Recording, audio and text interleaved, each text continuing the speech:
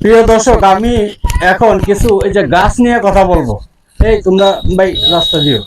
গাছ নিয়ে কথা বলার উদ্দেশ্যটা হইলো, এই আমাদের চলার পথে যে রাস্তার দুই পাশে সরকারি অনেক গাছ থাকে, যে গাছগুলার একটা ডাল যদি এই ভদ্রলোক কাইটে নেওয়া জায়গা, উনি গ্রামের এই গ্রামেরই হয়তো ধরেন এই গাছের একটা ডাল কাইটে নিয়ে গেলে এই গ্রামেরই অনেক শুভাকাঙ্ক্ষী আছে যারা কিনা মামলা করাইবো আপনার নামে, আছে না এরকম? অথচ দেখেন লক্ষ লক্ষ টাকার গাছ, এই যে একটা গাছ এখানে মৃত, ওই যে দেখেন ভাই একটু মোবাইলটা ঘোরান, ওই যে দেখেন গাছটা মরা, এদিকে দেখেন, এদিকে এই এই যে 100 গজ জায়গার ভিতরে মনে 20টা গাছ মরা আছে। এই গাছগুলা যদি ধারণা অবস্থায় টেন্ডারে বিক্রি করা হয়, বন বিভাগ ইচ্ছাগুলিরা পারে, কিভাবে পারে? আপনাকে যদি ভাই এই গাছটা 500 টাকায় দেওয়া হয়, আপনি কি নিবেন? এখন এই গাছটা যদি আপনাকে 500 টাকায় দেওয়া হয়, আপনি কি নিবেন? নিয়াম কি করবেন? নিয়ে লাকড়ি করবাম। লাকড়ি করবেন। জি, এতে করে আপনার উপকার হইলো, উপকার হইলো। সরকারও 500 টাকা পাইলো, 500 টাকা পাইলো। পাইলো না? আপনিও 3 মাসে লাকড়ি করতে পারলেন এই একটা গাছ দিয়া। শুধু এটাই না, এই গাছগুলা দেখেন, এই হাজার হাজার গাছ এভাবে নষ্ট হইতেছে, সরকারের দেখার নাই।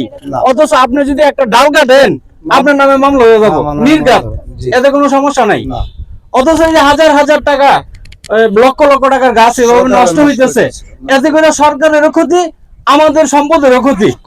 এই যে গাছগুলা এখানে মনে করেন যে 20টা গাছ আছে, 20টা গাছ যদি মিনিমাম মানে দাঁড়ানো অবস্থায় টেন্ডার দেয় বন বিভাগ আইসা অথবা জেলা প্রশাসকের লোক আইসা যদি বলে 20টা গাছ বিক্রি করা হবে, 10,000 টাকা দিয়ে কিনবে, 15,000 টাকা দিয়ে কিনবে, এরকম শত শত লোক বের হবে।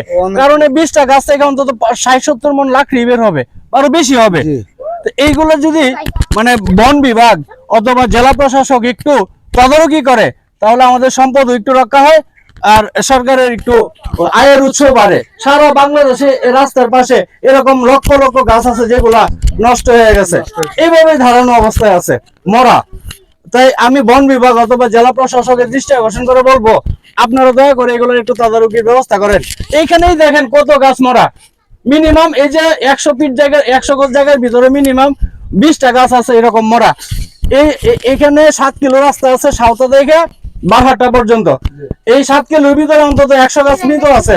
100 গাছ যদি সরকার এইভাবে আইসা হাইটে হাইটে বিক্রি করে দেয় সরকারের লোকেরা, তাহলে হাজার হাজার টাকা সরকারও পাবে এবং এলাকার মানুষও উপকৃত হবে, কম দামে কিছু কাঠ পাবে, যেগুলোতে তারা লাকড়িও করতে পারবে অথবা টেম্পোরারি কিছু ফার্নিচারও তৈরি করতে পারবে। তাই সরকারের কাছে আমার আবেদন, এই বিষয়গুলো একটু দেখবেন, দেখে এগুলোর একটা ব্যবস্থা গ্রহণ করবেন। আসসালামু আলাইকুম, ধন্যবাদ সবাইকে।